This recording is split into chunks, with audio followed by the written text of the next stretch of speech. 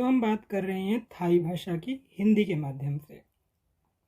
Thai सीखने के लिए जो प्रारंभ है वो आप कर सकते हैं सरल शब्दों के साथ, क्योंकि अगर आप लग जाएंगे डायरेक्ट ऊंचे शब्दों में और फिर आप उनको आधा अधूरा सीखेंगे तो उसके बाद आप किसी सीरीज़ को भी या मूवी को भी थाई की शुरू करेंगे तो आप पाएंगे कि ये क्या हो गया, ये तो हमें कुछ समझ में ही नहीं आ रहा है।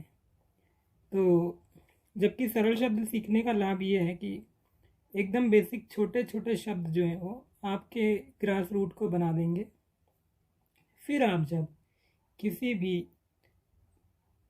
थाई मूवी या थाई सीरीज़ को देखेंगे तो आप पाएंगे कि आपको तो कुछ बेसिक वाक्य समझ में आने लग गए हैं। तो उससे दो फायदे होंगे। एक तो जो आपको बेसिक वाक्य समझ में आने लग गए हैं, मान लो ये बहुत सारे शब्द बोल रहा है आपका पात्र और उसमें से कुछ शब्द आपको समझ में आ रहे हैं, कुछ, वो इतने भी नहीं होंगे, इससे भी कम होंगे, लेकिन अगर आपको ये और ये शब्द समझ में आ रहे हैं तो आप क्या करेंगे, इन शब्दों के माध्यम से इन शब्दों को भी समझने की कोशिश करेंगे, ये जो बीच में बच रहे हैं। तो यहाँ से आपकी एक शुरुआत हो जाएगी। पहला फ़ायदा तो ये है। दूसरा फ़ायदा आपका ये होगा कि आप वापस नहीं आ जाएंगे, बाउंस बैक नहीं कर जाएंगे कि अरे मुझे नहीं आ रही है। यानी कि ये एक बड़ा फ़ायदा है, क्योंकि अक्सर कुछ नई भाषा सीखने वाले के साथ सबसे बड़ी समस्या ये होती है कि कुछ दिनों बाद वो कहने लग जाता है कि नहीं, मुझे नहीं आ रहा है, अब ये एक बहुत ही कठिन और पहाड़ तोड़ू प्रयास है और मैं इसको नहीं कर रहा हूँ। जबकि सच्चाई ये है कि ये केवल शुरुआत में कठिन होता है और उसके बाद में ये एक समतल सतह का रूप ले लेता है। तो आप अगर प्रयास करेंगे ना, तो क्योंकि शुरुआत में कठिन वैसे ही होता है, तो आप शुरुआत में कम से कम शब्द तो सरल वाले चुन लीजिए। कहीं ये ना हो जाए कि कठिन के साथ कठिन मिलके और कठिन बना दे, बाद में ये सरल हो जाएगा। तो हम ऐसा करते हैं कि कुछ शब्दों को ही चुन लेते हैं, ठीक है ना। वैसे तो अब वो जो शब्द होंगे, वो जो भी होंगे, उसके लिए हम शुरुआत में थोड़ी सी भूमिका बना देते हैं कि जो ये थाई होती है ना, इसमें बेसिकली टोन्स भी होती हैं। ये एक टोनल लैंग्वेज है। 4 टोन होती हैं, यानी कि जैसे आप आ ई हिंदी में बोल लेते हैं तो ये तो हो गए स्वर, लेकिन हमारे हिंदी भाषा में टोन नहीं होती है। हम लोग काम बोलेंगे तो एक ही तरह से बोलेंगे, यानी कि काम काम काम इस तरह से बोल के 3-4 प्रकार के काम शब्द होते हों ऐसा नहीं है, और ना ही उनके अलग अलग मीनिंग।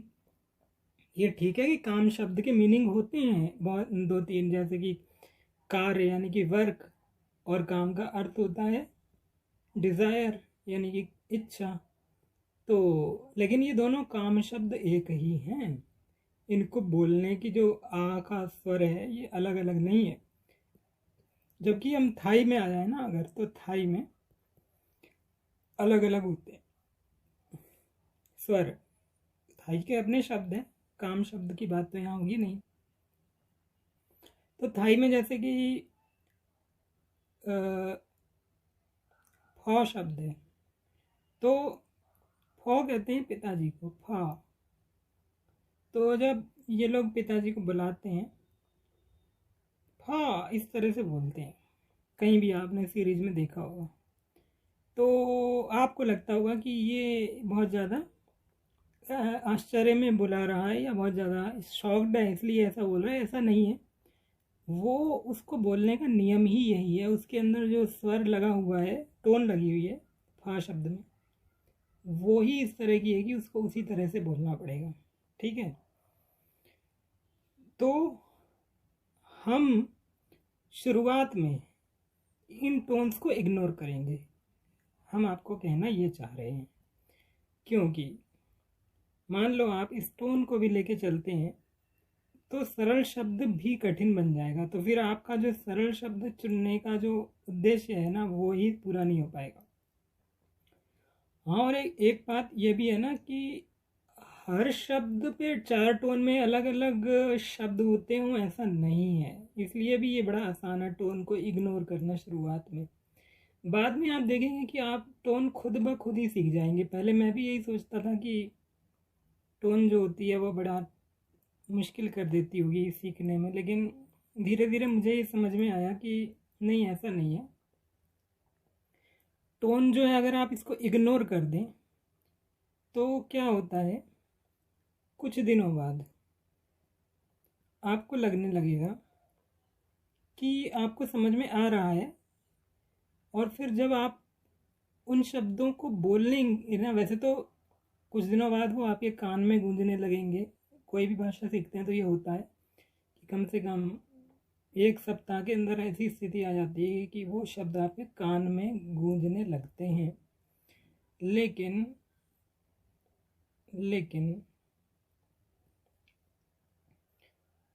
जब ये गूंजने लगेंगे ना तो आपको पता चलेगा कि आपके कान में ये टोन के साथ गूंज रहे हैं, भले ही आपने टोन को इग्नोर किया था। जी हाँ, तालियां तालियां, यही तो हम बता रहे हैं। तो ये जो टोन है ये आपको खुद ब खुद आ जाएगी, और हम चाहते हैं कि आप इसकी चिंता करके शुरुआत को ही अपने बेस्वाद ना करें। कुछ शुरुआती शब्द ले लेते हैं अभी हम, जैसे कि एक शब्द है पाई। तो ये जो पाई शब्द है, पाई का अर्थ होता है जाना। आप इसे पहिया पहिया से जोड़ सकते हैं। पाई पाई, आपने सीरीज में देखा होगा 4-5 लड़के एक साथ कहते हैं पाई पाई, मतलब चलो पाई, ऐसा भी बोल देते हैं। और इस तरह से माँ का अर्थ होता है आना, माँ माँ। तो माँ का अर्थ हो गया आना, तो कोई कोई दूर जाके कह सकता है आ जाओ माँ, लेकिन माँ का प्रयोग तो पाई की तुलना में कम ही देखा गया है। उसके बाद हम देखते हैं अब नाम। अब नाम का मतलब होता है नहाना। और ये जो नाम है ना, नाम शब्द, इसका अर्थ होता है पानी। तो अब नाम का मतलब पानी को लेपना, और उससे ये नहाना बन गया है। पाई अब नाम मतलब होता है नहाने जाना। ये बहुत देखा होगा आपने, एक लड़का दूसरे से कहता है तो नहा ले जाके, तो वो कहता है पाई अब नाम, पाई अब नाम। और एक और शब्द सीख लेते हैं इसमें हम, और वो कौन सा सीखें, वो हो गया वाई नाम। वाई नाम का मतलब होता है तैरना। इसमें भी नाम शब्द आ रहा है, नाम का अर्थ हो गया वही पानी, और वाई नाम का मतलब होता है पानी में तैरना। जो वाटर वाली सीरीज होती हैं जिसमें वाटर बॉयज होते हैं, तैराक होते हैं, उनको वाई नाम शब्द से बहुत पाला पड़ता है। तो ये तो हमने सीख लिया। अब आपको अगर पसंद आई हो तो सब्सक्राइब कर देना, और अगर आपको आगे भी ऐसे वीडियो देखने हो तो लाइक कर देना। ये उल्टा हो गया, आप इसे सीधा कर लेना, ठीक है। धन्यवाद।